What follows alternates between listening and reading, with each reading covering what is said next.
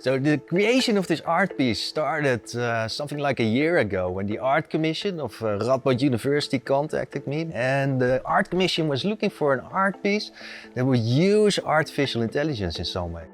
And what this artwork does is actually create new texts, new inspirational quotes inspired on the work of Maria Montessori.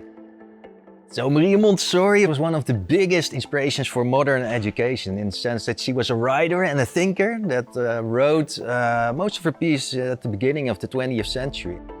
There are several unique aspects to this artwork. It's the first time ever that AI is used to actually combine AI with Maria Montessori and actually write new text. But it's also an art piece that uses the most advanced AI system used for text generation today called GPT-3.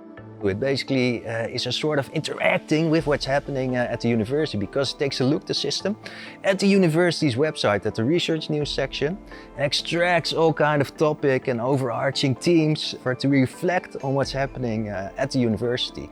But it's also an experiment with a new sort of visual design.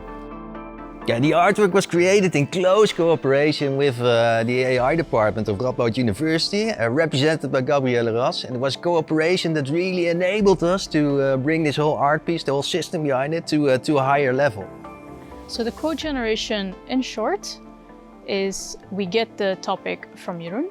This gets passed through a sensitivity context filter. Then it checks it for plagiarism. And finally, we debias the text and thus deliver the final quote. In general, we saw that GPT-3 gave really awesome quotes, but when we looked closely, we saw that there was a lot of bias in the system. So an example of this is the word child or teacher and the biases that exist with these two words, such as the child does something when he is.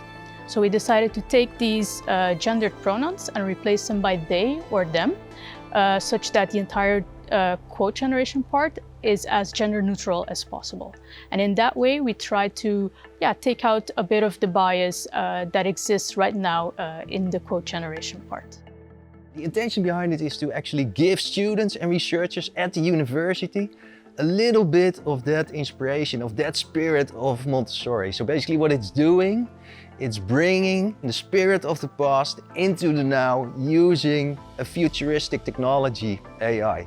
And that's why we called the artwork the Spirit Machine.